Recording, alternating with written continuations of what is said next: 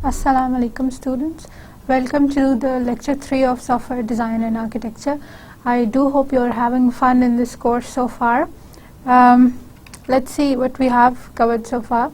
Pehle lecture mein what we did was we saw what the course contents were, the outline was, and then we saw what design actually is. Since the whole of this lecture, this subject is focused on software design phase in which we'll be discussing the software architecture and the software design, detailed design. So in the first lecture we just saw what the design is and what the importance or the significance of the design is. So in the previous lecture we saw where in the design phase of SDLC, in the SDLC where does the design phase lie, and what's the difference between architecture and detailed design. We saw a few factors that affect the design and the quality models. तो हमने previous lecture में ये चीज़ cover की थी कि software development life cycle के अंदर design phase कहाँ पे fall करती है, इसकी importance हम पहले ही देख चुके थे. तो हमने देखा कि design phase कहाँ पे fall करती है और design phase के अंदर multiple activities क्या हैं. आर्किटेक्चर की स्पेसिफिकेशन है, सिस्टम की एब्स्ट्रैक्ट स्पेसिफिकेशन है, फिर हमारे पास कंपोनेंट्स की स्पेसिफिकेशन है, हमारे पास एल्गोरिदम्स की स्पेसिफिकेशन है, डाटा की स्पेसिफिकेशन है. तो हमने वो सारी चीज़ें देखी थी और हमने ये बीच में the other thing that we did was कि आर्किटेक्चर में और डिटेल डिज़ाइन में डिफरेंसेस क्या हैं. आर्किटेक्चर हम कब कहते हैं, कौन से लेवल के ऊपर जो है, कौन सी एब्स्ट्रैक्शन लेवल के साथ अगर हम कोई डिज़ाइन क्रिएट करें तो हम उसको आर्किटेक्चर डिज़ाइन कहते हैं, और कौन सी डिटेल्स के साथ अगर डिज़ाइन क्रिएट हो तो हम उसे डिटेल्ड डिज़ाइन कहते हैं. फिर हमने देखा था कि कौन से फैक्टर्स जो हैं वो डिज़ाइन को अफेक्ट करते हैं, कौन कौन सी चीज़ें हैं कि जो अगर आप माइंड में रख के अपने डिज़ाइन को क्रिएट करते हैं तो there is a greater possibility that you would end up with a good design. ठीक, कौन कौन सी चीज़ें जो हैं हम डिज़ाइन की देखते हैं तो हम कहते हैं कि हाँ जी this is a good design. फिर क्वालिटी मॉडल्स देखे थे, क्वालिटी को असेस करना है, सारा फोकस इस बात पे हो रहा है कि डिज़ाइन हम अच्छा बनाएं ताकि हमारे सॉफ्टवेयर की क्वालिटी जो है वो इम्प्रूव हो. तो in the end we saw कि what are the different quality models upon which we जज the quality of a software. हमने देखा कि कुछ हमने उसके अंदर जो है एट्रीब्यूट्स निकाले हैं, कुछ हमने क्वेश्चंस निकाले हैं, कुछ हमने उनके रिलेशनशिप्स डिफाइन किए. हायरार्किकल थे हमारे पास और रिलेशनल थे. तो वी सॉ कि एक्चुअली कौन सा एट्रीब्यूट्स मैटर करते हैं और हमने ये देखा कि उनके आपस के रिलेशनशिप्स किस तरह से हो सकते हैं. आज का हमारा एजेंडा ये है कि we'll see what good design is, we'll see कि what quality attributes of software design we do we actually go for, जो हमें रिक्वायर्ड है सॉफ्टवेयर. और एंड में वील सी कि सॉफ्टवेयर डिज़ाइन के कुछ प्रिंसिपल्स क्या हैं और कुछ जनरल कॉन्सेप्ट्स डिज़ाइन के साथ एसोसिएटेड है. जो जिस तरह हम अभी please remember that the focus of this course would be towards the object oriented software design and architecture. See, since even though we have other methods, but the largely used method is the software object oriented design method. So that's what we would be focusing on. तो उसी के reference से we'll see कि what concepts there are in designing. So good design. अब पहले तो what do you think? What would be good design? अब what would a design have for it to be considered a good design? क्या design की properties होनी चाहिए, क्या इस डिज़ाइन के अंदर लाई करना चाहिए कि हम इसको कहें कि ये एक गुड डिज़ाइन है. तो there are certain factors that we consider. कुछ इस तरह की बातें हैं जो हम मेक श्योर करते हैं कि डिज़ाइन के अंदर लाई कर रही हैं कि चलो जी अब ये एक गुड डिज़ाइन है. उसमें जो हमारे पास सबसे पहले है, the first that we have that is the efficiency. Efficiency क्या है? Efficiency refers to the responsiveness of the system. ठीक, अब responsiveness से हम यहाँ पे क्या मुराद लेते हैं? Responsiveness किस चीज़ को कहते हैं कि how quickly, हमारा जो सिस्टम है how soon, how quickly जो है ये हमारे यूज़र को कोई ना कोई रिजल्ट प्रोवाइड करता है. So that's the responsiveness of the system. अब ये responsiveness किन टर्म्स में काउंट की जाती है? The time required to respond to the stimuli or events or the number of events processed in some interval of time. अब हमने जो टाइम की बात की, ये दो चीज़ों के या दो इसके एस्पेक्ट्स हैं. पहला एस्पेक्ट ये है कि एक स्टिमुलाई को, फॉर एग्जांपल हमारा अगर फायर अलार्म सिस्टम था, फायर अलार्म सिस्टम को एक स्टिमुलस मिला है कि बाहर जो है टेम्परेचर ज़्यादा हो गया है, एक्सट्रीमली ज़्यादा हो गया है, और अब उसने उसकी बेसिस पे ये करना है कि सेंट्रल कमांड को कोई नोटिफिकेशन इशू करनी है, जिसकी बेसिस पे जो है हमारे जो वाटर सिस्टम है वो एक्टिवेट हो जाएगा। How soon does it do that? ठीक, अगर हमारे बाहर के टेम्परेचर को कैलकुलेट करने में, ये बात फिगर आउट करने में कि टेम्परेचर ज़्यादा हो गया, आग लग गई है, अगर उसको 1 सेकेंड लगता है तो that is a good software. अगर उसको जो है 3 मिनट लग जाते हैं तो उतनी देर में आधी बिल्डिंग जल जाएगी। ठीक, तो एक तो ये कि जो इसको बाहर से स्टिमुला मिल रहे हैं, जो भी इवेंट्स आकर हो रहे हैं, वो उन पे कितना टाइम लेता है उनको रिस्पॉन्स करने को। और जो दूसरी चीज़ ये देख रहा है कि एक सर्टेन अमाउंट ऑफ टाइम में, एक इंटरवल ऑफ टाइम में नंबर ऑफ इवेंट्स कितने प्रोसेस करता है, हाउ क्विकर, हाउ सूनर जो है, कितने अमाउंट ऑफ फंक्शनैलिटीज, कितने इवेंट्स जो हैं वो प्रोसेस हो रहे हैं। Larger the number of events that are being processed, the more efficient your software is. अगर बहुत सारे काम तेजी से कर देता है तो ये हमारे पास एक efficient सॉफ्टवेयर है। अच्छा, अब ये जो हम बात कर रहे हैं कि हमें कितना टाइम लगेगा, इसके तीन बेसिक एस्पेक्ट्स हैं। The time to process a sequence of events, इसके थ्री इसकी मेजर डिविजन्स हैं। इन 3 मेजर डिविजन्स में पहली चीज़ क्या है? First is the time is needed to communicate between different software components that collaborate to process an event. मैंने आपके सामने एग्जांपल दी कि अगर बाहर आग लग जाए तो मेरा जो हार्डवेयर सेंसर है वो उसको डिटेक्ट करे, उसकी डिटेक्शन की बेस पे वो सिग्नल आगे जो है वो सॉफ्टवेयर सिस्टम को प्रोवाइड करेगा। हम नोटिफिकेशन सेंट्रल कमांड को भेजेंगे, सेंट्रल कमांड वाटर के सिस्टम को एक्टिवेट कर देगा। तो हमारे पास एक मॉड्यूल है जो हार्डवेयर सेंसर्स को रीड कर रहा है और एक मॉड्यूल है जो वाटर सिस्टम को एक्टिवेट कर रहा है। तो जो पहली चीज़ तो ये है कि एफिशिएंसी इन दोनों पे डिपेंडेंट होगी। It is the time needed to communicate between different software components that collaborate.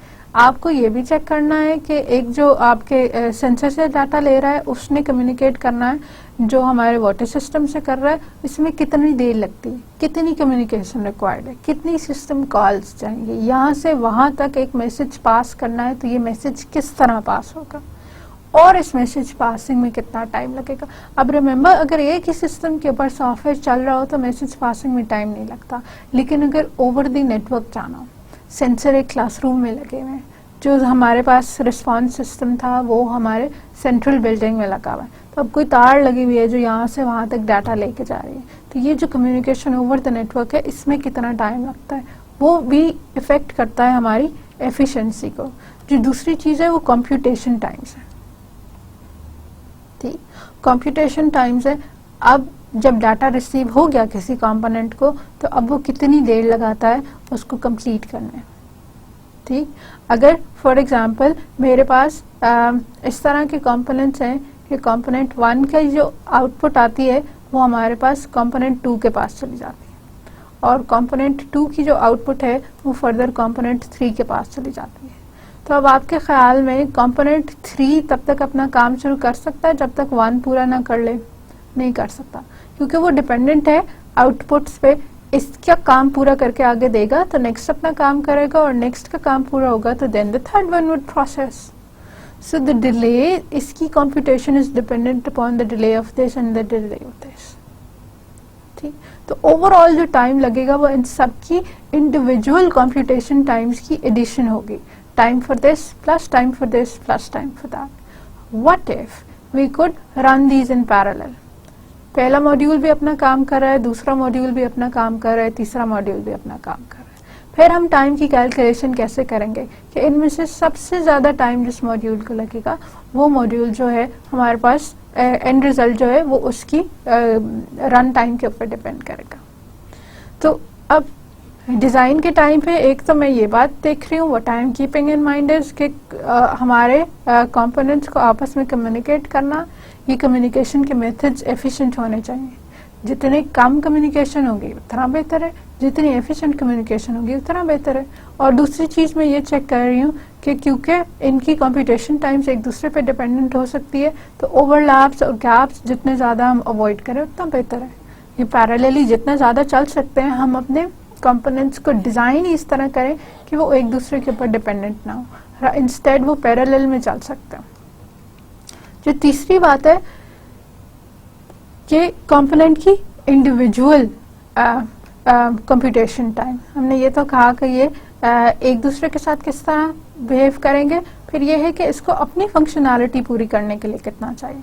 इसके अंदर अगर सपोज हमारे पास 200 फंक्शंस लिखे हुए हैं और 200 फंक्शंस एक दूसरे के साथ ही चलते हैं, मतलब एक वो कंप्लीट फंक्शनैलिटी के लिए you require all of them, तो हमारे पास एंड टाइम जो है वो इन सब पे डिपेंड करेगा। अगर आपको याद हो तो प्रीवियस लेक्चर में हम बात कर रहे थे डाटा स्ट्रक्चर्स की, डाटा स्ट्रक्चर डिज़ाइन की। अगर आप किसी चीज़ के लिए एरे इस्तेमाल करते हैं तो एरे फास्टर है depending as compare to a linked list, ठीक, लेकिन लिंक्ड लिस्ट स्टोरेज के पर्सपेक्टिव से मोर यूजफुल है। तो यहाँ पे आपको जब हमने कंप्यूटेशन टाइम की बात करनी है तो फिर हमें ये वाली चीज़ें कंसिडर करनी पड़ती है, कौन से एल्गोरिथम्स और कौन से डाटा स्ट्रक्चर्स मोर सूटेबल हैं, मोर एफिशिएंट हैं, कम टाइम में एग्जीक्यूशन कंप्लीट कर देते हैं, ताकि हम वही वाले इस्तेमाल करें अपने पूरे सिस्टम को डिज़ाइन करने के लिए। जो हमारे पास यहाँ दूसरी इम्पोर्टेंट डिज़ाइन की प्रॉपर्टी है जिसकी बेसिस पे हम कह सकते हैं कि ये गुड डिज़ाइन है, दैट इज़ करेक्टनेस। करेक्टनेस की थोड़ी सी पहले भी आपसे बात हुई थी। करेक्टनेस है क्या? If property that software implements the specified user's requirements.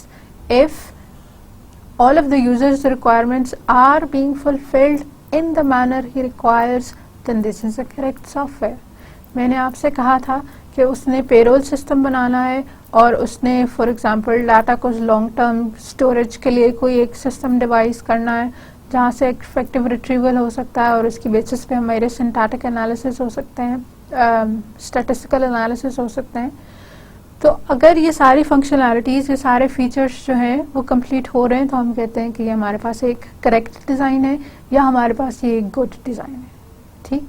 तो करेक्टनेस क्या है? How much the level to which your design fulfils the requirements of the user. अब पॉइंट ऑफ कंसिडरेशन, ऐसा नहीं हो सकता कि अगर आप डिज़ाइन करेक्ट नहीं बनाएं लेकिन आप इम्प्लीमेंटेशन करेक्ट बना लें। इट इज़ नॉट पॉसिबल कि अगर मैंने एक कुर्सी डिज़ाइन कर दी है कि जिसकी 3 टांगें हैं तो मैं ये इमेजिन कर लूँ कि जब इस तस्वीर को देख के कारपेंटर बनाएगा तो वो ऑटोमेटिकली 4 टांगों वाली कुर्सी बन जाएगी। Not possible. सॉफ्टवेयर की टर्म्स में if your design is incorrect then your implementation will be incorrect also, ठीक। तो it is important कि डिज़ाइन पे ही हम ये चीज़ देख लें, मेक श्योर कर लें एब्सोल्युटली। जब एक बार डिज़ाइन बनाया, दूसरी बार बनाया, आइटरेट करके बनाया और उसमें ये चीज़ मेक श्योर कर ली कि हमारा डिज़ाइन करेक्ट है। क्यों करेक्ट है? क्योंकि डिज़ाइन गलत है तो आपकी इम्प्लीमेंटेशन का तो फ़ायदा ही नहीं है। अब बैड और an incorrect design would lead to an incorrect software. Software requirements पूरी नहीं कर रहा तो सॉफ्टवेयर का मकसद खत्म है। फिर हमारे पास है रिलायबिलिटी। रिलायबिलिटी को कैसे डिफाइन कर सकते हैं? As the probability that a system performs user required functionality correctly, ठीक है। अब इसमें ये इंपॉर्टेंट टर्म है प्रोबेबिलिटी की, ठीक। मैंने कहा करेक्टनेस ये इंश्योर करती है कि अगर आपको ये चीज़ चाहिए थी तो ये यही परफॉर्म हो रहा है, सब्ट्रैक्शन नहीं परफॉर्म हो रही, डिवीजन नहीं परफॉर्म हो रही। करेक्टनेस ये डिफाइन करती है कि जो फंक्शनैलिटी हमने कही थी वो फंक्शनैलिटी अचीव हुई है। रिलायबिलिटी क्या डिफाइन करती है कि इसका रिजल्ट अगर 4 है तो ये हर बार 4 ही आता है। ऐसे ही होता कि पहली 2 दफ़ा में 4 आता है, अगली में 5 आता है, फिर एक दफ़ा बीच में फिर दोबारा 4 आ जाता है, फिर कभी कभी 3 भी आ जाता है। That's an unreliable software. The probability, the amount of times, जितनी दफ़ा जो है system performs user functionality correctly, functionality तो परफॉर्म कर ही रहा है फिर करेक्टली भी कर रहा। तो अगर it does it every time, अगर हर बार इसका रिजल्ट 4 ही आता है तो दैट्स अ रिलायबल सॉफ्टवेयर। लेकिन अगर कुछ इस तरह के टाइम्स हैं कि जिसमें ये इनकरेक्ट रिजल्ट्स भी दे रहा है, बहुत ऑब्वियस इनकरेक्ट रिजल्ट्स दे रहा है, तो that is not a reliable software. ठीक, तो रिलायबिलिटी क्या है? The number of times a software performs accurately. अब इसमें एक कंडीशन है, रिलायबिलिटी के लिए जरूरी है कि हम स्पेसिफाइड एनवायरनमेंट जरूर कर दें in a given period of time. Given period of time का मुराद यहाँ पे सालों वाला टाइम नहीं है, मतलब ये है कि अगर ये रिजल्ट जो है ये लेस देन 1 सेकेंड के अंदर आ जाना चाहिए। ठीक, 1 सेकेंड से ज्यादा अगर ये टाइम लेगा तो ये यूजफुल नहीं। अगर ये 4 निकाल तो देता है, लेकिन 4 निकाल के 5 मिनट के साथ देता है तो फिर इसका अगेन कोई फायदा नहीं। तो रिलायबिलिटी क्या है? एक पर्टिकुलर एनवायरनमेंट में हमने पहले से डिसाइड कर लिया कि भाई ये यहाँ पे चल सकता है, this particular software is for Windows, this particular software is for Unix और Apple and so on and so forth. The specified environment, उसके अंदर एक्यूरेट रिजल्ट आने चाहिए और बार बार आने चाहिए। ठीक, फिर नेक्स्ट हमारे पास है पोर्टेबिलिटी। पोर्टेबिलिटी क्या है? पोर्टेबिलिटी कैसे अचीव होती है? पोर्टेबिलिटी डिजाइन में क्यों जरूरी है? पोर्टेबिलिटी है क्या? Property of a software system that can be easily transported from one hardware software platform to another. So portability is आपने एक सॉफ्टवेयर एक मशीन के ऊपर क्रिएट किया था। ठीक, मेरे पास इस्लामाबाद के अंदर सर्वर्स पड़े हुए थे और सर्वर्स के पास जो ये वाली मशीन्स थी, ये मशीन्स जो थी ये सपोज जो है 1 GB रैम वाली थोड़ी सी पुरानी मशीन्स थी और ये कोर i3 के साथ चल रही थी। ठीक, और अब मैंने जो है सॉफ्टवेयर की स्पेसिफिकेशंस भी इसी तरह फ़र्क थी। फिर हमने अपने सर्वर्स अपग्रेड कर लिए और अब जो है वीव गॉट लार्जर सर्वर्स जिनकी मिनिमम स्पेसिफिकेशंस भी जो हैं वो पुरानी से बहुत ज़्यादा हैं।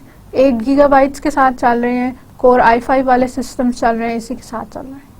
अब मेरा सॉफ्टवेयर पुरानी मशीन्स पे जितना अच्छा काम कर रहा था, इसको नई मशीन्स पे भी उतना ही अच्छा काम करना चाहिए। So different hardware और different software। ठीक, पहले सपोज अगर ये वाले जो हैं ये मेरे पास विंडोज के साथ चल रहे थे और जो अब मैंने सर्वर्स बनाए हैं अब मैंने यूनिक्स के साथ बनाया। तो पोर्टेबिलिटी ये बात हमारे लिए इन्फोर्स करती है कि चेंज ऑफ सॉफ्टवेयर या चेंज ऑफ हार्डवेयर हमारे सिस्टम की फंक्शनैलिटीज को इफेक्ट ना करे, मिनिमम करे। जितना एफिशिएंटली, जितना इफेक्टिवली पहले रिजल्ट्स दे रहा था, अब भी उतने ही इफेक्टिवली, उतने ही एफिशिएंटली रिजल्ट्स दे। ठीक, and then we've got maintainability. Maintainability, अब मेंटेनेंस आपने एज अ फेज भी पढ़ा होगा, हम डेवलपमेंट लाइफ साइकिल के साथ मेंटेनेंस भी पढ़ते हैं। तो मेंटेनेबिलिटी है क्या? Easiness of maintaining a system. अगर ये सिस्टम आराम से मेंटेन हो सकता है तो ये मेंटेनेबिलिटी में आता है। अच्छा, अब आराम से मेंटेन होने की बात क्या है? मेंटेन होने की बात क्या है? हमारे पास सिस्टम के अंदर बेसिक 2 तरह की मेंटेनेंस है, करेक्टिव मेंटेनेंस और अडॉप्टिव मेंटेनेंस। करेक्टिव मेंटेनेंस क्या है कि आपका कोई बग या प्रॉब्लम अकर हुआ, something is wrong with your system और अब सिस्टम को जाके फिक्स करना पड़ेगा। तो ये जो फिक्सिंग है दैट इज करेक्टिव मेंटेनेंस। और दूसरा क्या है? Adoptive maintenance. पहले मैंने 3 फीचर्स दिए थे और 3 फीचर्स के साथ इसको लॉन्च कर दिया था और आफ्टर लॉन्च जब डिप्लॉय हो गया सॉफ्टवेयर तो अब आपने +2 और फीचर्स दे दिए। ठीक, और डाउन द रोड में भी आप 4 मोर फीचर्स दे रहे हैं। तो दैट इज अडॉप्टिव मेंटेनेंस, जब हमारी रिक्वायरमेंट्स चेंज हो रही है या फिर रिक्वायरमेंट्स ऐड हो रही हैं। तो तब हम नई चीजें जब ऐड हो रही हैं तो तब हम ये कर रहे हैं कि हम अडॉप्टिव मेंटेनेंस कर रहे हैं। अगर एक सॉफ्टवेयर आराम से बग्स के लिए फिक्स किया जा सकता है या उसके अंदर नए फीचर्स डाले जा सकते हैं तो that particular software is maintainable and that's what we are trying to achieve. हम मेंटेनेबिलिटी अचीव कर रहे हैं। So the easier it is for us to add और fix bugs, the more maintainable the software is. अब ये design में कैसे possible है? हम मेंटेनेंस बाद की बात है, तो डिजाइन कैसे इसको हेल्प या फैसिलिटेट कर सकता है? जितना ज्यादा वेल स्ट्रक्चर्ड डिजाइन होगा उतना ज्यादा हमारे इंजीनियर्स को, हमारे बाद के डेवलपर्स को ये समझ में आएगा। ठीक, अगर आपने खिचड़ी मचा दी है, बहुत सारी क्लासेस हैं जो बहुत सारी दूसरी क्लासेस के साथ कम्युनिकेट कर रही हैं, तो जब बाहर से नया बंदा आएगा किसी उसकी मेंटेनेंस करने के लिए, तो उसको मालूम ही नहीं होगा कि क्लासेस की डिपेंडेंसी क्या है। इस क्लास को अगर मैं चेंज कर दूं तो कौन कौन सी और क्लासेस फेल हो जाएंगी, तो फंक्शंस भी फेल हो जाएंगे। फंक्शंस फेल होंगे तो वो बेसिकली तो फंक्शनैलिटी जो है वो पहले जो अचीव हो रही थी वो अब नहीं होगी। तो जब वेल स्ट्रक्चर्ड बनाते हैं, आप स्टैंडर्ड रूल्स फॉलो करते हैं, आप जो इसके गवर्निंग प्रिंसिपल्स हैं वो फॉलो करते हैं, तो फिर आपके पास एक इस तरह का डिज़ाइन बनता है जो बाद में किसी के लिए भी अंडरस्टैंड करना आसान है। और अंडरस्टैंड करना आसान है तो उसमें मॉडिफिकेशंस आसान है। Then we have got reusability. Reusability जिस तरह ऑब्जेक्ट ओरिएंटेड की प्रॉपर्टी है reusability की, डिज़ाइन के साथ भी इसी तरह एसोसिएटेड है। Good design is a reusable design. और हम चाह रहे क्या है कि अगर किसी एक चीज़ का सोल्यूशन हमने एक बार बना लिया है तो वही सोल्यूशन हम किसी दूसरे सॉफ्टवेयर के लिए किसी दूसरे इन्वायरमेंट के अंदर एज इज अप्लाई करते हैं। आपको हर चीज़ जीरो से हर बार ना स्टार्ट करनी पड़े, बल्कि जो बने हुए कंपोनेंट्स हैं what we already have we can use that. तो reusable software are what we are achieving for, what we are aiming for, और उस reusable software के लिए हमारे पास डिज़ाइंस में भी reusability होती है। ठीक, reusable designs, reusable software। Depend किस चीज़ पे करता है, कैसे अचीव कर सकते हैं? generality of the components in the given application domain and the extent to which the components are parameterized and configurable। ठीक, हमने स्टूडेंट मैनेजमेंट सिस्टम की बात की थी। स्टूडेंट मैनेजमेंट सिस्टम के अंदर हमने कहा था कि हमारे पास मल्टीपल कंपोनेंट्स हैं। फॉर एग्जांपल, एक रिजल्ट्स का कंपोनेंट है और एक एडमिशंस का कंपोनेंट है और एक अटेंडेंस का कंपोनेंट है।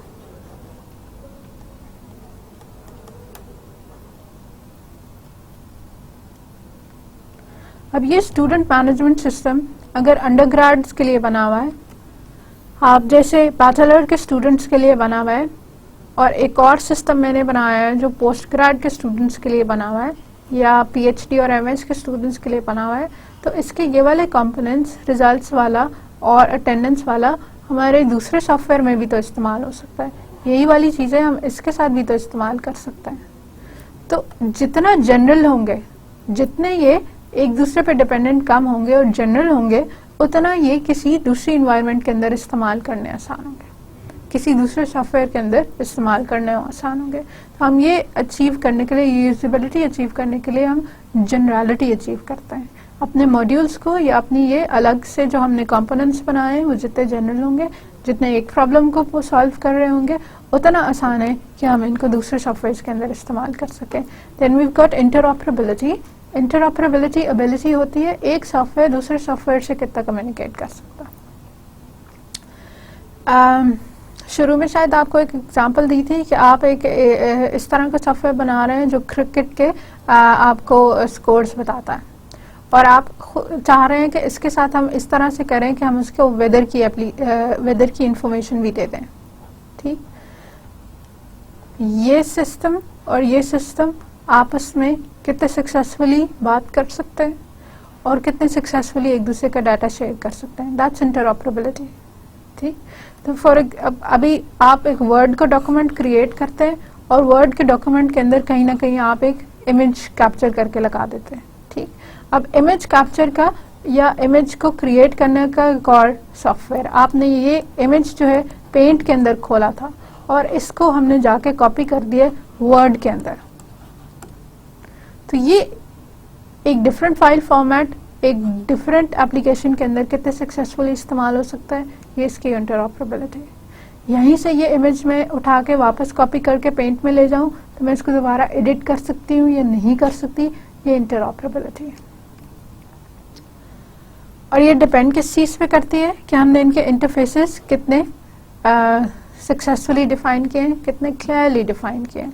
वर्ड को क्या मालूम है कि कौन कौन से तरीके हैं पेंट की फाइल को हैंडल करने के, और पेंट को क्या मालूम है कि वर्ड के अंदर वर्ड के अंदर से जो फाइल उसको रिसीव हो रही है उसको कैसे हैंडल करना है, तो फिर इंटरऑपरेबिलिटी अचीव होगी। दैट्स ये बेसिक प्रिंसिपल्स हैं जो अगर हम अचीव कर लेते हैं, अपने डिज़ाइन के अंदर क्रिएट कर लेते हैं, तो we say that we have a good design. कुछ क्वालिटी एट्रीब्यूट्स हैं डिज़ाइन के, इसी से एसोसिएटेड है. Let's have a look at those. अच्छा, क्वालिटी एट्रीब्यूट्स और ऑल्सो आर डिज़ाइन ऑब्जेक्टिव्स. ठीक, तो ये सिमिलर टर्म है. क्वालिटी एट्रीब्यूट्स और design objectives, these are the same thing जो हम अचीव करना चाह रहे हैं. पहली इसके अंदर क्या है? मॉड्यूलैरिटी. जो हम बात कर रहे हैं कि रिजल्ट्स का एक मॉड्यूल होगा, एडमिशंस का एक और मॉड्यूल होगा, ये मॉड्यूलैरिटी है.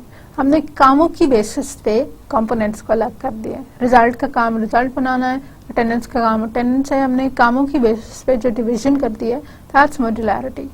और हम चाह क्या रहे हैं? डिज़ाइन ऑब्जेक्टिव्स क्या है? Design should be composed of replaceable self contained assemblies of elementary parts. ठीक, इसमें जो सबसे इम्पोर्टेंट है ना, वो है रिप्लेसेबल और सेल्फ कंटेन्ड.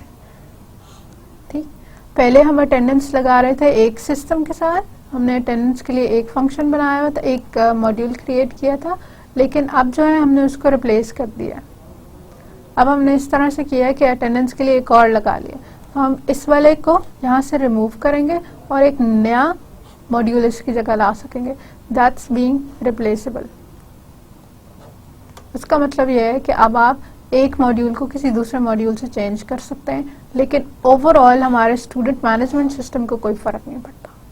अटेंडेंस इस तरह ले रहे थे या इस तरह ले रहे थे, हमारा स्टूडेंट मैनेजमेंट सिस्टम अब भी अपनी फंक्शनैलिटी पूरी कर रहा है. मोर एफिशिएंटली में भी, लेकिन कंप्लीट. और दूसरा है कि सेल्फ कंटेन्ड.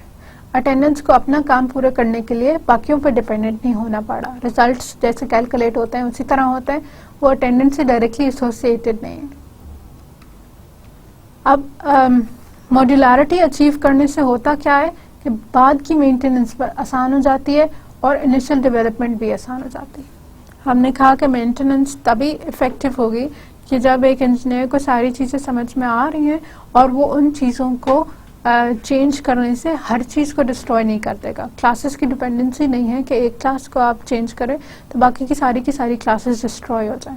ठीक, तो जितने मॉड्यूल्स आपके पास क्रिएट होंगे उसमें उतना ज़्यादा आसान होगा कि हम अलग अलग से, क्योंकि हर एक अपनी फंक्शनैलिटी कर रहे हैं, तो that would be easier for us कि हमने किसी को रिप्लेस करना है या किसी को इन्हांस करना है तो हम कर सकते हैं.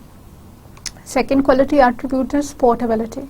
पोर्टेबिलिटी जैसे अभी पहले डिस्कस किया था कि हम एक ऑपरेशनल एनवायरनमेंट से दूसरे ऑपरेशनल एनवायरनमेंट में ले जाएं without any major changes. Third design objective flexibility और मॉडिफाइबिलिटी. ये अभी हमने डिटेल में देखा है. मॉडिफाई हो सके, चाहे वो करेक्टिव मॉडिफिकेशन हो या अडॉप्टिव मॉडिफिकेशन हो, तो चेंजिंग रिक्वायरमेंट्स के साथ हमारे सॉफ्टवेयर के अंदर चेंजेस ला सकते हैं. Then we have conceptual integrity. अब ये थोड़ी नई बात है. कंसेप्चुअल इंटीग्रिटी क्या है? कंसेप्चुअल कॉन्सेप्ट में या आइडिया में, और इंटीग्रिटी है, यूनिफॉर्मिटी है, स्ट्रेंथ है. मीनिंग क्या है कि हमारे डिज़ाइन तब कंसेप्चुअली इंटीग्रल होगा अगर हार्मनी है, एक ही तरह का है, सिमेट्री है, जिस तरह एक क्लास डिफाइन हुई है उसी तरह दूसरी क्लास डिफाइन हुई है, प्रिडिक्टेबिलिटी है. जहाँ पे भी क्लास डिफाइन होगी मुझे पता होगा कि क्लास का नाम जो है कैपिटल से शुरू हो रहा है. अब इस कंसेप्चुअल इंटीग्रिटी से फ़ायदा क्या होता है कि जब हमारे डेवलपर्स उसको रीड कर रहे हैं तो वो उनको एक फ्रेम ऑफ माइंड में रह के वो सारी की सारी चीज़ें एक ही तरीके से समझ में आ रही हैं. ठीक, इंटीग्रिटी से you can never miss out on the parts that may or may not have been highlighted.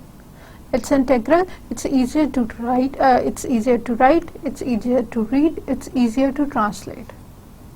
ठीक, then we've got well structured. Again हमने कहा कि क्योंकि इसी डिज़ाइन को हमने आगे डेवलपर्स को देना है, so it is very important to us that the design is so clearly defined that there are no ambiguities when we get to the implementation part.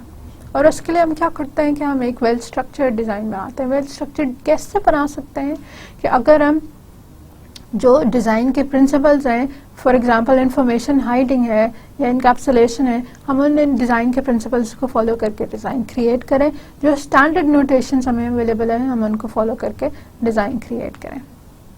A design should be simple as possible, but no simpler. अब इसका meaning क्या है कि आपने उसको रखना तो simple है, लेकिन ये ख्याल रखना है कि उसमें फंक्शनैलिटी फिर भी पूरी हो रही हो. Do not leave anything out. A design must not leave anything out. So it's as simple as we can make it. It is as simple as we can make it while all the functionality is still being performed. ठीक, हमने कोई अहम बात छोड़ नहीं दी. It must be efficient. Functions के जो हमने इसके अंदर लिखे हैं, जो फंक्शनैलिटीज कर रहे हैं, वो मिनिमम रिसोर्सेज के साथ जो है मैक्सिमम रिजल्ट्स हमें देते हैं. Should be adequate. जितनी हमने रिक्वायरमेंट्स दी थी वो सारी रिक्वायरमेंट्स कवर हो गई. We are not left out anything. Then it should be flexible. इसके अंदर जो whatever modifications you require, those modifications are you are easily able to incorporate those modifications. Design should be able to accommodate likely changes in the requirements, however these might arise. ठीक, requirements के अंदर changes उसी phase पे आकर होती हैं, बाद में आकर होती हैं, तो वो सारी हम इसके अंदर incorporate कर सकते हैं. Then you need implementable. बहुत सारा फोकस हमारा इस बात पे है कि design has to be implemented. तो अगर हमने ऑब्जेक्ट ओरिएंटेड इम्प्लीमेंटेशन करनी है, अगर मेरे पास जो डेवलपमेंट की इन्वायरमेंट है, डेवलपमेंट की लैंग्वेज है, वो फॉर एग्जांपल C++ है, लेकिन डिज़ाइन मैंने स्ट्रक्चर्ड अप्रोच के साथ बना दिया है, तो दैट्स नॉट इम्प्लीमेंटेबल. डिज़ाइन में क्लासेस फॉर एग्जांपल मैंने लिख दी है, मैंने ये कह दिया कि मैंने क्लास डायग्राम बना दी है, और उस क्लास डायग्राम को मैं C के साथ इम्प्लीमेंट करना चाहूँ तो अगेन नहीं हो सकती. C के अंदर क्लासेस का कॉन्सेप्ट नहीं है. तो design should be implementable. Then we have standardized. हमने बात की कि डिज़ाइन किस फॉर्मेट में या किस शक्ल में हमारे पास होता है, तो design should be standardized. Design के डॉक्यूमेंट्स हम क्रिएट करते हैं, और इन डॉक्यूमेंट्स के अंदर हम डिज़ाइन के मॉडल्स क्रिएट करते हैं, और ये मॉडल्स जो हैं हमारे रिप्रेजेंट कर रहे हैं एक्चुअल उसको. हमने कहा था कि डिज़ाइन इन ग्राफिकल नोटेशंस के अलावा टेक्सचुअल उसमें होती है. तो ये जो ग्राफिकल नोटेशंस के साथ डिज़ाइन हम क्रिएट कर रहे हैं, जो मॉडल्स हम क्रिएट कर रहे हैं, ये किस स्टैंडर्ड पे क्रिएट हो रहे हैं, दैट इज़ ऑल्सो इम्पॉर्टेंट. जो इसके लिए वाइडली एक्सेप्टेबल स्टैंडर्ड है, that is the UML model, unified modelling language. वो हमें एक particular set of notations provide करता है, और उन नोटेशंस के साथ ही हम बनाते हैं. आप जब भी एक क्लास डायग्राम क्रिएट करेंगे, आप क्लास क्रिएट करेंगे, तो टॉप पे हम क्लास का नाम लिखेंगे, फिर हम उसके डाटा मेंबर्स लिखेंगे, फिर हम उसके मेंबर फंक्शंस लिखेंगे. That's the standard notation. जब भी हम यूज केस डायग्राम क्रिएट करते हैं, तो हम ये करते हैं कि हम एक ओवल क्रिएट करते हैं जो हमारे यूज केस को रिप्रेजेंट करता है. ठीक, तो that's what we are doing कि हमारे पास जहाँ पे क्लास आएगी यही स्ट्रक्चर आएगा, जहाँ पे यूज केस आएगा यही स्ट्रक्चर आएगा, जहाँ पे हमने एक्टिविटी डायग्राम के अंदर डिसीजन रिप्रेजेंट करना है यही स्ट्रक्चर आएगा. तो दैट्स द आइडिया कि हम ये कर रहे हैं कि हम स्टैंडर्ड नोटेशंस इस्तेमाल कर रहे हैं ताकि हमारा डिज़ाइन फेमिलियर भी हो और वेल स्ट्रक्चर्ड भी हो या वेल डिफाइंड भी हो. Then we have feasibility. हमने ये बात तो की कि डिज़ाइन बना भी सकते हैं या नहीं बना सकते. जो दूसरी चीज़ हमने चेक करनी है कि ये इसको बनाने के मैक्सिमम फ़ायदे हो रहे हैं या नहीं हो रहे हैं. सिंपलिसिटी, जितना हम इसको सिंपल रखेंगे उतना ये यूज़फुल होएगा. रिलायबिलिटी, जैसे हमने पहले बात की, the more reliable it is, the more solid our product would be, the more useful our product would be. So these are some of the factors जो डिज़ाइन के गोल्स हैं.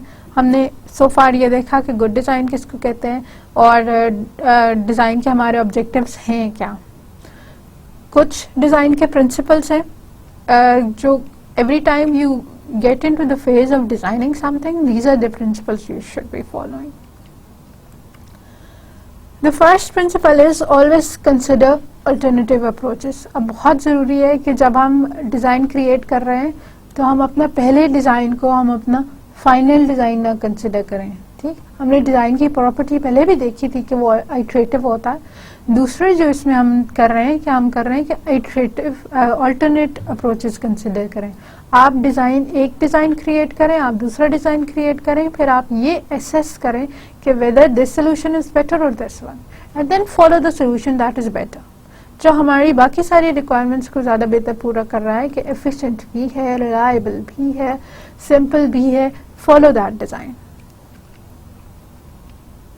Then the design should be traceable to the analysis model. यहाँ please remember by analysis model हम design phase में analysis phase के बाद आए, तो हम कंसेप्चुअल मॉडल्स ऑलरेडी क्रिएट कर चुके हैं. और डिज़ाइन का काम क्या है कि ये उन्हीं कंसेप्चुअल मॉडल्स से आगे क्रिएट हो रहा है, ये उन्हीं को फॉलो कर रहा है. कहीं पे इस तरह की हमारे पास कंट्रडिक्शन नहीं है कि डिज़ाइन में कोई इस तरह की चीज़ ऐड हो गई है जो एनालिसिस मॉडल्स में नहीं थी, या सब्ट्रैक्ट हो गई है जो एनालिसिस मॉडल्स में थी. देन डिज़ाइन शुड नॉट री इन्वेंट द व्हील. ठीक है, बार बार हमने ये बात की है. अभी कंपोनेंट्स के साथ भी वी वर डिस्कसिंग कि एक कंपोनेंट जब हम क्रिएट कर लेते हैं तो फिर what we hope for is कि ये कंपोनेंट हम आगे कहीं पे इस्तेमाल कर लें. ठीक, that's what we want. Component created once, अगली बार जो है हम सिंपली इसको यूज कर लें. तो री इन्वेंट द व्हील का मतलब क्या है कि एक चीज ऑलरेडी बनी हुई है और आप दोबारा से बना रहे हैं. अब दोबारा से बनाने का नुकसान क्या है? आप अपने रिसोर्सेज ज़ाया कर रहे हैं, आप अपना टाइम ज़ाया कर रहे हैं, आप अपनी मेंटल एबिलिटी ज़ाया कर रहे हैं, आप अपना बजट या आप अपनी मनी ज़ाया कर रहे हैं. जो चीज़ बनी हुई है उसको इस्तेमाल करके उससे बेहतर चीज़ के लिए एम फॉर और hope for that. Design should minimize the intellectual distance between software and the problems in the real world. अब सॉफ्टवेयर जो हमारे पास एंड प्रोडक्ट आता है वो एक इस मशीन या इस डब्बे के अंदर है. ठीक, लेकिन जो आइडिया आता है वो बिल्कुल रियल वर्ल्ड से आता है. हमारा जो ख्याल है वो एक्चुअली किसी असल जिंदगी के प्रॉब्लम को सॉल्व करने के लिए है. अगर मुझे एक वेदर की एप्लीकेशन चाहिए तो वेदर हमारे कंप्यूटर में एग्जिस्ट नहीं कर रहा है, वो कहीं और कर रहा है, लेकिन उसको इतनी डिटेल में हम बयान करते हैं, इतनी उसकी क्लैरिफिकेशन लाते हैं कि हम एक जनरल आइडिया या कॉन्सेप्ट से एक एक्चुअल सॉफ्टवेयर प्रोड्यूस कर सकते हैं. तो डिज़ाइन का काम ये है कि जो जैसे पहले आपको बताया था कि जो इंग्लिश की टर्म्स में लिखा हुआ है जो कॉन्सेप्ट या आइडिया है उसको इतनी डिटेल में इतने क्लियरली डिस्कस करें कि हम उससे एक सॉफ्टवेयर की टर्म्स में समझ सकें उसको. फिर हमारे पास क्या है? Design should exhibit uniformity and integration. अभी गुड डिज़ाइन में भी हमने ये बात की कि हमारा डिज़ाइन इंटीग्रेटेड होना चाहिए, यूनिफॉर्मिटी होनी चाहिए उसके अंदर. क्यों ज़रूरी है? Because developers are depending upon it. A design is uniform if it appears that one person developed the whole thing. एक ही मतलब कम्प्लेक्स सिस्टम की डिज़ाइन एक से ज़्यादा लोग भी बनाते हैं. ठीक, डिज़ाइन के मल्टीपल व्यूज होते हैं, वो एक से ज़्यादा लोग भी बनाते हैं. यूनिफॉर्मिटी तब अचीव होती है जैसे वो आप इतनी स्टैंडर्ड नोटेशंस फॉलो करें that the end product looks like as if it was created by one person and one person only. And design is integrated if the interfaces are clearly defined. components की हमने बात की, हम इसको इंशाल्लाह बाद में भी डिटेल में देखेंगे. components की हमने बात की, अगर उन components के interfaces clearly defined है तो integrated design है. फिर design process should be iterative. इसको बार बार रिव्यू करना चाहिए ताकि कोई conceptual या semantic errors ना रह जाए. अब ये भी बहुत इम्पोर्टेंट है. जब हमने डिज़ाइन के चैलेंजेस देखे थे तब भी हमने ये देखी थी कि designer should not do too much nor too little. तो यहाँ पे भी यही बात है कि design is not coding, coding is not design. Do not forget कि हम डिज़ाइन के अंदर जो है इवन दो कि टारगेट टेक्नोलॉजीज का ख्याल रखते हैं लेकिन हम कोड नहीं करते, कोड की स्टेटमेंट्स नहीं लिख रहे, मॉडल्स क्रिएट कर रहे हैं. And coding is not design. हम कोडिंग को डिज़ाइन नहीं कह सकते. Detailed designs are created for program components, but उनमें level of abstraction ज़्यादा होता है, a lot more than source code. A design should be structured to accommodate change. जितना हमारे modular design होगा उतना उसके अंदर changes incorporate करना आसान होगा. तो design create ही इस तरह करना चाहिए कि if one module at any time is needed to be replaced or needed to be enhanced, we can easily do that. And the design should be assessed for quality as it is being created. अब इस बात के इंतज़ार में नहीं रहिए कि जब सॉफ्टवेयर बन जाएगा तो हम सिर्फ तभी क्वालिटी चेक करेंगे, बल्कि डिज़ाइन की क्रिएशन के टाइम पे भी उसकी क्वालिटी को चेक करना चाहिए। और कैसे कर सकते हैं, वो जो हमने गुड डिज़ाइन के मल्टीपल एट्रीब्यूट्स देखे हैं, हम उन सब के लिए चेक कर सकते हैं कि वेदर ये एग्जिस्ट कर रहे हैं या नहीं कर रहे। अगर ये सब इस डिज़ाइन के अंदर एग्जिस्ट कर रहे हैं तो दैट्स अ गुड डिज़ाइन।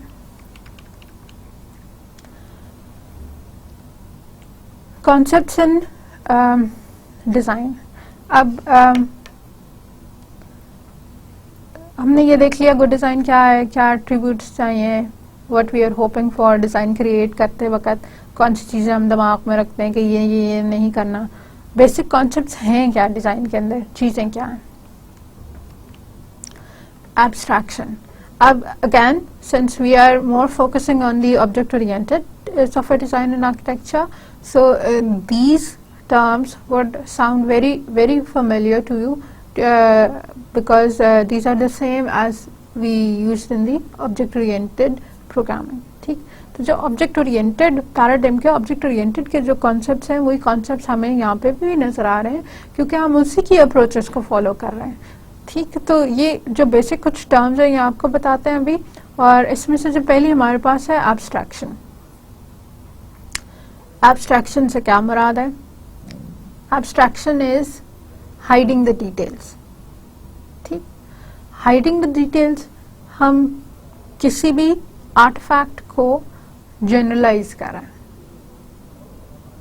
ठीक, जनरलाइज कर रहे हैं जो हमारी डोमेन से स्पेसिफिक या इम्प्लीमेंटेशन से स्पेसिफिक या किसी प्रोग्रामिंग लैंग्वेज से स्पेसिफिक डिटेल्स हैं, वो सारी की सारी डिटेल्स हम उसमें से रिमूव कर रहे हैं। ठीक, हम सिर्फ क्या ऐड कर रहे हैं, हम नेसेसरी इंफॉर्मेशन ऐड कर रहे हैं एक सर्टेन लेवल ऑफ एब्स्ट्रैक्शन पे या लेवल ऑफ जनरलाइजेशन पे। जो सेकंड हमारे पास कॉन्सेप्ट है वो है कॉन्सेप्ट मॉड्यूलरिटी का। मॉड्यूलरिटी अब क्या है, सॉफ्टवेयर को डिवाइड कर दें सेपरेट कंपोनेंट्स के अंदर जो कि नेम्ड है और एड्रेसेबल है। अच्छा, अब इसमें यही दो इंपॉर्टेंट बातें हैं। कंपोनेंट्स की डिवीजन तो हमारी समझ में आती है, हमने अभी देखा कि एक स्टूडेंट सिस्टम था और उस स्टूडेंट सिस्टम के साथ हमने ये चीज़ चेक की कि अच्छा एक रिजल्ट्स का है, एक एड्रेसेस का है, एक एडमिशन्स का है। तो वो हमारे पास डिफरेंट मॉड्यूल्स हैं या डिफरेंट कंपोनेंट्स हैं। सेपरेटली नेम्ड कंपोनेंट्स का मीनिंग क्या है और एड्रेसेबल कंपोनेंट्स का मीनिंग क्या है। जो बात आपको बोल रही हूँ वो ये उसी से कोऑर्डिनेट करती है, ये उसी से रिलेटेड है कि रिजल्ट्स का अगर एक सिस्टम है तो ये मेरे पास सेपरेटली नेम्ड है। ठीक, और अगर रिजल्ट्स की कोई चीज़ मैंने यूज़ करनी होगी स्टूडेंट्स के अटेंडेंस के अंदर या स्टूडेंट्स के एडमिशन्स के अंदर, तो that is how I would access it. Software की टर्म्स में इसका मीनिंग क्या है? सॉफ्टवेयर की टर्म्स में हम किस तरह से कह सकते हैं, मतलब अभी इंग्लिश में तो ये सब सही है, I understand what modularity is, I understand कि नेम क्या होता है और मुझे पता है कि एड्रेसेबल का क्या मीनिंग है कि उसी नाम से आप उसको पका रहे हैं। सॉफ्टवेयर में किन चीज़ों के नाम क्या होते हैं, सॉफ्टवेयर में एक को दूसरे में एक्सेस करने से मुराद क्या है। तो सॉफ्टवेयर की टर्म्स में हमारे पास जिस तरह क्लास नेम्स होते हैं या वेरिएबल नेम्स होते हैं और फंक्शंस के नेम्स होते हैं, इसी तरह हमारे पास पैकेजेस के भी नेम्स होते हैं। तो हम जो पैकेजेस वगैरह क्रिएट करते हैं, हम जो लाइब्रेरीज क्रिएट करते हैं, वो हमारे मॉड्यूल्स के साथ एसोसिएटेड होते हैं और ये पैकेजेस फिर एज अ बंडल हम दूसरे किसी के अंदर इस्तेमाल कर सकते हैं और उनसे हम निकाल सकते हैं कि कौन सी क्लासेस और कौन सी फंक्शनैलिटीज हमें चाहिए। तो डिज़ाइन में करना क्या है, ये चीज़ें डिफाइन करनी है क्योंकि ये एक्चुअल कोडिंग में इस तरह से इस्तेमाल होंगी। तो आपने एक तो कंसेप्चुअली डिफरेंट उसके खाने बनाने, रिजल्ट्स अलग बनाओ, अटेंडेंस अलग बनाओ, एडमिशन अलग बनाओ। फिर ये चेक करना है कि अच्छा अब इनके नाम मैंने बिल्कुल सही रखे हैं, रिजल्ट्स का एक नाम रखा है और रिजल्ट से मुराद जो काम ये मॉड्यूल कर रहा है मुझे बिल्कुल क्लियर हो रहा है, रिजल्ट्स वाला रिजल्ट्स देगा, अटेंडेंस वाला अटेंडेंस देगा, एडमिशन वाला एडमिशन से रिलेटेड है। फिर मैंने इनके नाम इस तरह के रखे हैं कि ये जब किसी दूसरे के अंदर इस्तेमाल होंगे तो भी सही हो जाएंगे। जब मैं अटेंडेंस वाली की कोई क्लास बनाऊंगी और रिजल्ट्स को एक्सेस करूंगी तो मैं रिजल्ट्स लिखूंगी ताकि क्लैरिफाई हो जाएगा कि ये किस मॉड्यूल के साथ एसोसिएटेड है। Then there is refinement. Software का डिज़ाइन एक ही बारी में बनता नहीं। हमने कहा कि ऑल्टरनेट अप्रोचेस हम इस्तेमाल करते हैं, हमने कहा कि आइटरेटिव बनाते हैं, हम एक बार डिज़ाइन बनाते हैं, हम उसको अगेन मॉडिफाई करते हैं, क्लैरिफाई करते हैं, दोबारा बनाते हैं, दोबारा बनाते हैं। तो ये जो काम है दैट इज रिफाइनमेंट। ठीक, top down design strategy that successfully refines all the levels of procedural details. अब इसमें हमारे पास क्या है कि हम स्टेप बाय स्टेप रिफाइनमेंट इसके अंदर चाह रहे हैं। आप जो एक चीज की रिफाइनमेंट हमने की, हम लोगों ने एक क्लास क्रिएट की, क्लास के अंदर सेकंड स्टेप ऑफ रिफाइनमेंट में हमने और उसके फंक्शनैलिटीज देखे, और हमने थर्ड स्टेप ऑफ रिफाइनमेंट में देख लिया कि फंक्शनैलिटीज किस तरह से एसोसिएटेड है। One by one, step by step हम उसके अंदर डिटेल्स ऐड करते जा रहे हैं और उस डिटेल्स की एडिशन के साथ और फर्दर क्लैरिफिकेशंस ऐड करते जा रहे हैं। इससे परेशान नहीं हो, इसकी ये जो टॉप डाउन और बॉटम अप स्ट्रैटेजीज हैं ये हम इंशाल्लाह थोड़ी सी और डिटेल में नेक्स्ट लेक्चर में कवर करेंगे। Important चीज, point to remember, every refinement involves design decisions. Her refinement में every time कि हमने एक चीज से दूसरी चीज में जाना है तो डिजाइन डिसीजंस इन्वॉल्व होता है। और अगर आपको प्रीवियस से याद हो डिजाइन डिसीजंस क्या थे, हमारे पास जो कॉन्फ्लिक्टिंग सिचुएशंस आ रही थी हम उसके लिए ट्रेड ऑफ्स कर रहे थे। ट्रेड ऑफ्स क्या है कि आप एक चीज के बेनिफिट के लिए दूसरी चीज का नुकसान बर्दाश्त करते हैं। ट्रेड ऑफ्स क्या है कि अगर मुझे सिक्योरिटी हाई चाहिए तो मुझे परफॉर्मेंस लो करनी पड़ेगी, और अगर मुझे परफॉर्मेंस हाई चाहिए तो मुझे सिक्योरिटी लो करनी पड़ेगी। ठीक, क्योंकि सिक्योरिटी के लिए बहुत ज़्यादा चेक्स लगाने पड़ेंगे, बहुत ज़्यादा चेक्स जो हैं वो परफॉर्मेंस को स्लो कर देंगे, और अगर मैं चेक्स रिड्यूस कर दूं तो परफॉर्मेंस तो अच्छी हो जाएगी, जैसे हमारी गेमिंग एप्लीकेशंस की होती है, परफॉर्मेंस तो अच्छी हो जाएगी लेकिन सिक्योरिटी लो हो जाएगी। तो यहाँ पे जब आप एक के बेनिफिट के लिए किसी दूसरे का रिलेटिवली कम बेनिफिट या किसी दूसरे का थोड़ा सा नुकसान बर्दाश्त करते हैं तो दोज आर ट्रेड ऑफ्स। और ये ट्रेड ऑफ्स, ये सारा काम हमारा किधर है, ये डिजाइन के डिसीजंस के अंदर आ जाता है। अच्छा, हमने बात की कि मॉड्यूल्स और मॉड्यूल्स बनाएं और मॉड्यूल्स के अलग करें। इस मॉड्यूल्स का एक्चुअली फ़ायदा क्या है? ये पूरी एक टेक्निक है मॉड्यूलर डिज़ाइनिंग और इसके बहुत सारे फ़ायदे हैं। ठीक, तो डिज़ाइन प्रोसेस के अंदर जो तीन हमने बातें की हैं कि कॉन्सेप्ट जो हमारे थे कि हमने एक तो एब्स्ट्रैक्शन मेंटेन करनी होती है, कुछ डिटेल्स देनी है, कुछ हाइड करनी है, बाद के लिए रखनी है। हमने पहले बनाया, हमने आर्किटेक्चरल डिज़ाइन बनाया और आर्किटेक्चरल के अंदर कम डिटेल दी, फिर डिटेल डिज़ाइन बनाया, उसमें एनालिसिस मॉडल बनाया, एनालिसिस में अगेन कम डिटेल दी, फर्दर डिटेल हमने डिटेल्ड मॉडल्स के अंदर दी। पहला काम हमने ये किया। फिर हमने दूसरी चीज़ जो साथ साथ हम देख रहे थे वो ये थे कि हम डिज़ाइन के साथ मॉड्यूलैरिटी करना चाह रहे होते हैं। मॉड्यूलैरिटी क्या होती है कि हमने डिफरेंट कंपोनेंट्स बनाए, कंपोनेंट्स अपने अपने काम कर रहे हैं। तीसरी चीज़ हमारे डिज़ाइन के लिए क्या इंपॉर्टेंट है कि रिफाइनमेंट हो रही हो, रिफाइनमेंट के लिए इसकी अपनी अप्रोचेज हैं। तो जो मॉड्यूलर डिज़ाइन है, मॉड्यूलर डिज़ाइन के हमारे पास बहुत सारे फ़ायदे हैं। दैट इज़ वाई कि हम मॉड्यूलैरिटी अचीव करना चाह रहे हैं। क्या है? ईजियर टू मैनेज है। ईजियर टू मैनेज कैसे है? बिल्कुल इस तरह का है कि अगर गाड़ी का दरवाज़ा लॉक ना हो रहा हो तो आप उसका इंजन नहीं खोल के खड़े हो जाते हैं। ठीक, या अगर मेरी सीट बेल्ट खराब होगी तो मैं दरवाजे की खिड़की नहीं ठीक करना शुरू कर दूँ। हर एक फंक्शन के, हर एक मॉड्यूल के, हर एक चीज़ के अपने अपने काम है। तो if one thing fails you know where to look for. Manage करना आसान है, हर चीज़ अपना अपना काम कर रही है और अपने अपने काम में फिर हमारे लिए उसको मैनेज करना आसान है। उसमें कोई एरर आ जाए तो भी, उसमें कोई इन्हेंसमेंट चाहिए हो तो भी। अगर गाड़ी में सीट के कवर्स चेंज करने हो तो उससे इंजन को कोई फ़र्क नहीं पड़ता, और अगर इंजन में कोई चीज़ चेंज करनी हो तो गाड़ी के सीट के कवर्स को कोई फ़र्क नहीं पड़ता। तो जब मॉड्यूल्स हमने सॉफ्टवेयर के डिफ़ाइन करते हैं और हर मॉड्यूल अपना अपना ही काम कर रहा है, दूसरे से डायरेक्टली रिलेटेड नहीं है, तो मैनेजमेंट आसान है, ईजियर टू अंडरस्टैंड। ठीक, अब एक मैं आपको अगर जनरल पिक्चर बता दूं कि सॉफ्टवेयर स्टूडेंट मैनेजमेंट सिस्टम है जो ये भी करता है, ये भी करता है, ये भी करता है, तो थोड़ा सा कॉम्प्लिकेट हो जाएगा। मैंने आपको बता दिया कि इसके 3 मेजर मॉड्यूल हैं और इन 3 मेजर मॉड्यूल्स में से एक रिजल्ट्स का मॉड्यूल है और फिर रिजल्ट के मॉड्यूल के आगे से ये 5 फंक्शंस है। So that's easy. जहाँ पहले आपको कोई मैं 25 फंक्शंस इकट्ठे बता रही थी, अब मैंने जो है आपको 5 मॉड्यूल्स बता दिए और हर मॉड्यूल के 5 फंक्शंस बता दिए। So that's easier to understand both as a software and as a design. ये याद रखिएगा कि मॉड्यूलैरिटी डिज़ाइन में अचीव करते हैं, उससे अंडरस्टैंडिंग बेहतर होती है। और इसका लॉन्ग टर्म फ़ायदा क्या है कि जब हम अपने सिस्टम को मॉडिफाइबिलिटी के लिए टेस्ट करते हैं, जब हम चाह रहे होते हैं कि मॉडिफाइबल हो, तो उस वक्त सिस्टम की अंडरस्टैंडिंग भी बेहतर होती है। सिस्टम में इम्प्लीमेंट वही वाले मॉड्यूल जो हैं, सिस्टम की अंडरस्टैंडिंग भी बेहतर हो जाती है। Then it reduces complexity. Complexity भी यहीं से अराइज होती है, ये भी उससे रिलेटेड कॉन्सेप्ट है कि जब हमारे पास हर एक बॉक्स या एक कंपोनेंट अपना अपना अलग काम कर रहा होगा तो उससे कम्प्लेक्सिटी नहीं अराइज होगी। रिजल्ट्स के लिए जो चाहिए यहीं पड़ा है और ये अपना काम इसी के साथ पूरा कर सकता है। डेलीगेशन और डिवीजन ऑफ वर्क, ठीक, हर कंपोनेंट अपने काम के लिए रिस्पॉन्सिबल है, वो अपना काम पूरा कर रहा है।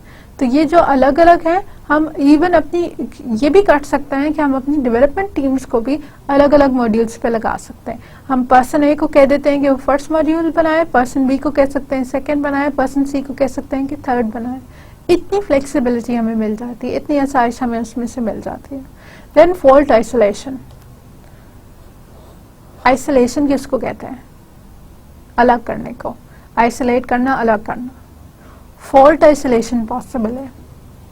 जैसे मैं अभी गाड़ी की आपको एग्जांपल दे रही थी कि इंजन खराब होगा तो आप गाड़ी की सीट को कुछ नहीं करेंगे या दरवाजे को कुछ नहीं करेंगे, तो यहाँ पे भी यही वाला कॉन्सेप्ट है कि सॉफ्टवेयर का जो एक पुर्जा नहीं चल रहा, रिजल्ट्स अगर नहीं सही कैलकुलेट हो रहे तो आप अटेंडेंस को ना जाके छेड़ें, आप खाली रिजल्ट्स को ही चेंज करें। तो यहाँ पे फॉल्ट आइसोलेशन पॉसिबल है। If one thing does not work, you know where to look for, ठीक, you know which part or which component is faulty, and then you can go and fix that particular component only.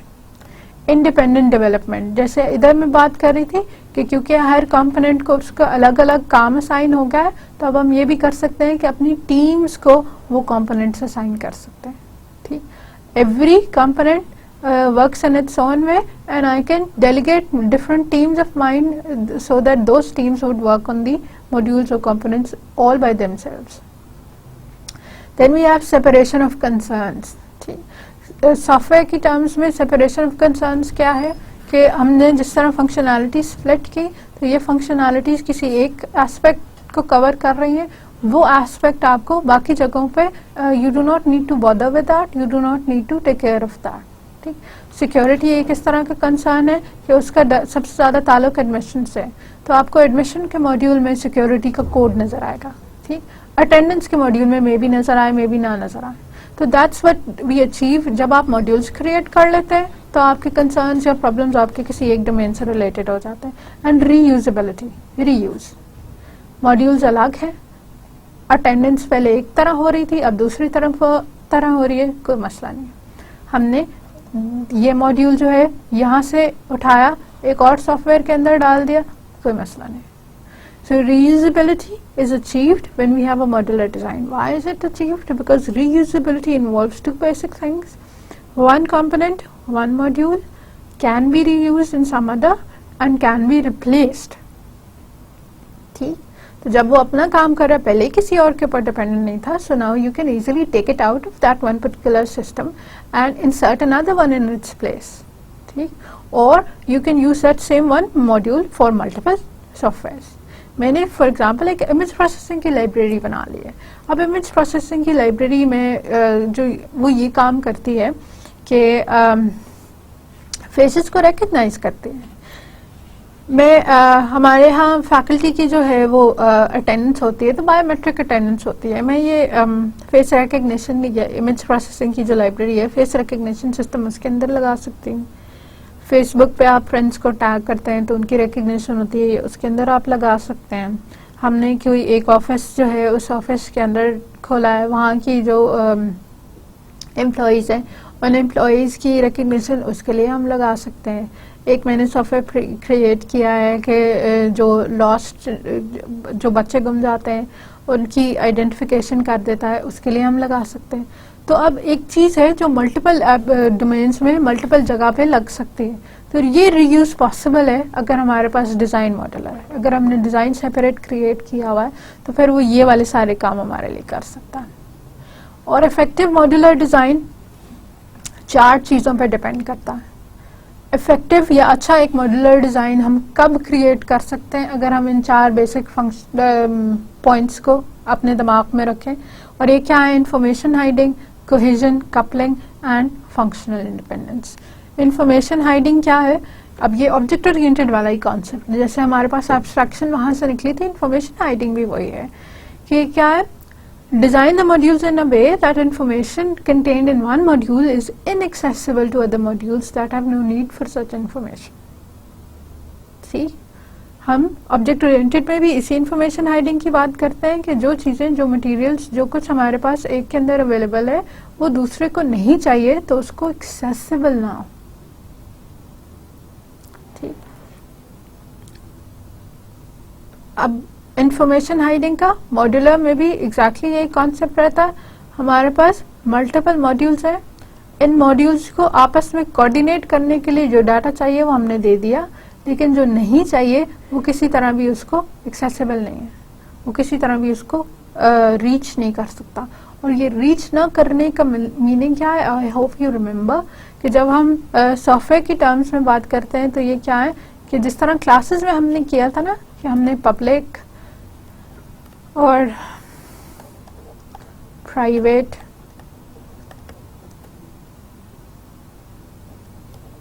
Protected,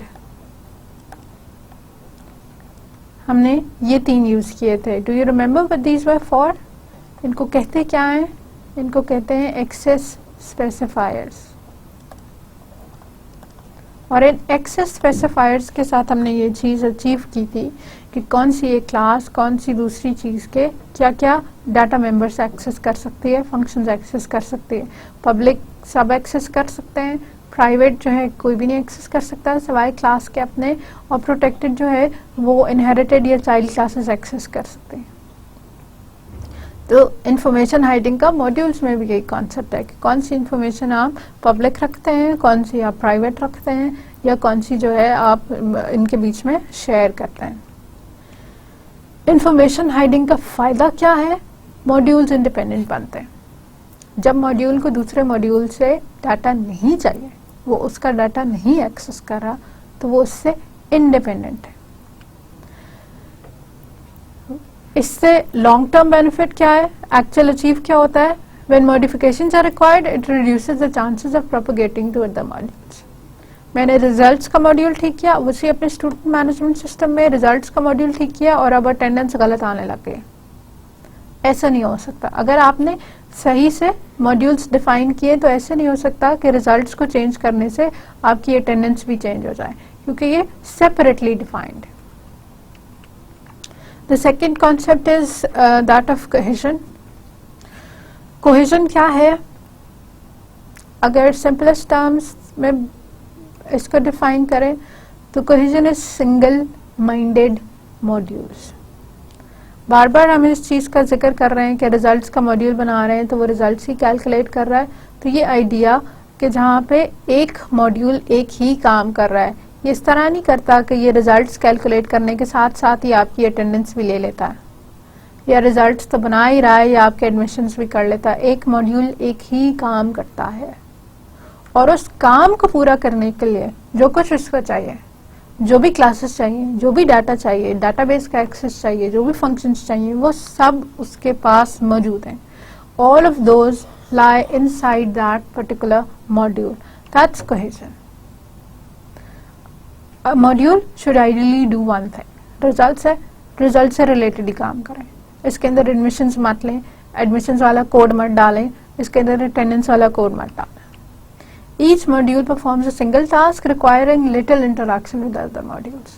results को calculate करने के लिए जो जो चाहिए वो इस मॉड्यूल के अंदर है। फॉर एग्जाम्पल 3 डिफरेंट क्लासेस चाहिए होती हैं, एक स्टूडेंट की क्लास चाहिए होती है, एक कैलकुलेट की क्लास चाहिए होती है, और एक GPA की क्लास चाहिए होती है, तो जो जो क्लासेस इसको चाहिए हैं वो इसके अंदर एग्जिस्ट कर रही है।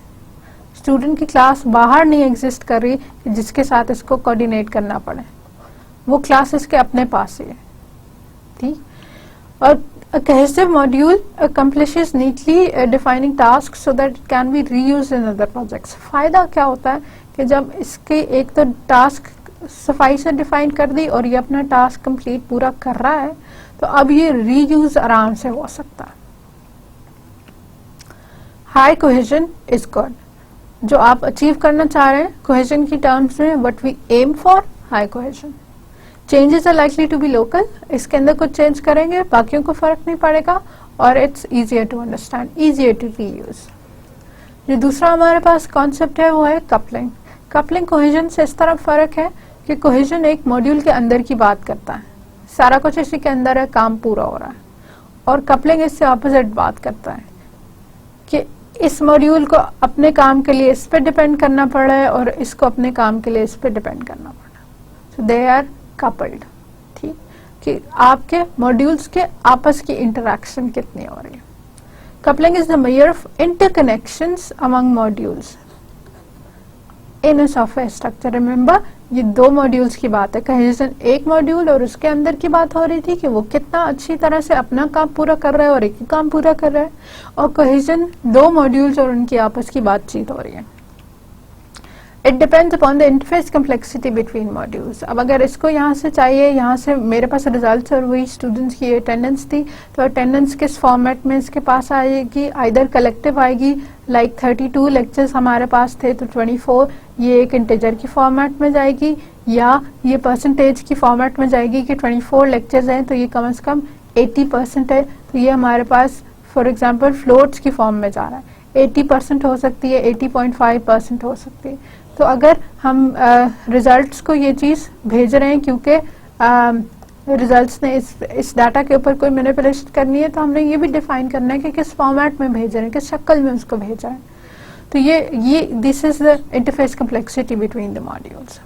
हाई कपलिंग, कोहेजन हमें हाई चाहिए थी, कपलिंग हमें लो चाहिए।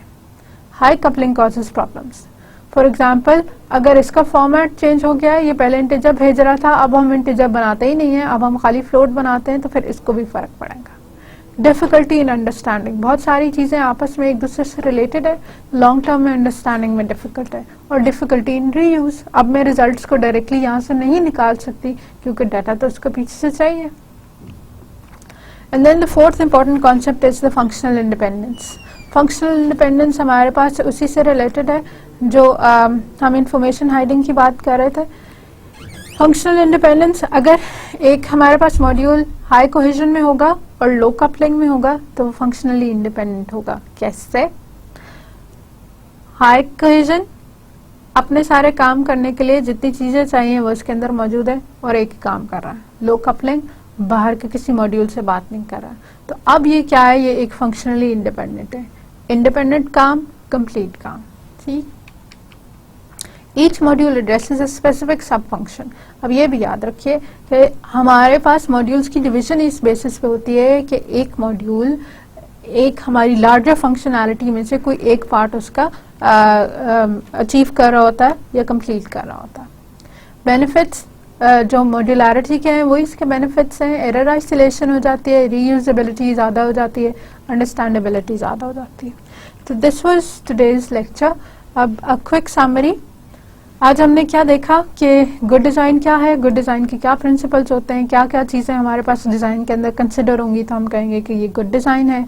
फिर हमारे क्वालिटी एट्रीब्यूट्स क्या हैं या डिज़ाइन ऑब्जेक्टिव्स क्या हैं, कौन कौन सी चीज़ें जो हम चाहते हैं कि हम अचीव करें।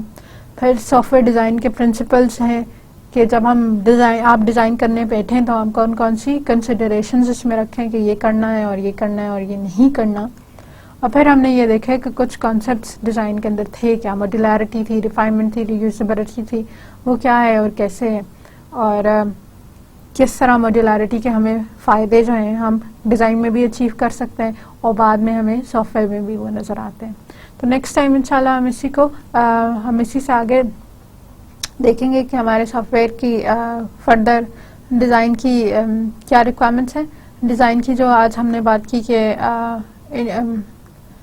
क्लैरिफिकेशन डिज़ाइन की जो स्ट्रैटेजीज़ हैं, रिफाइनमेंट की स्ट्रैटेजीज़ हैं, हम उनको इंशाल्लाह नेक्स्ट टाइम डिटेल में देखेंगे। Thank you.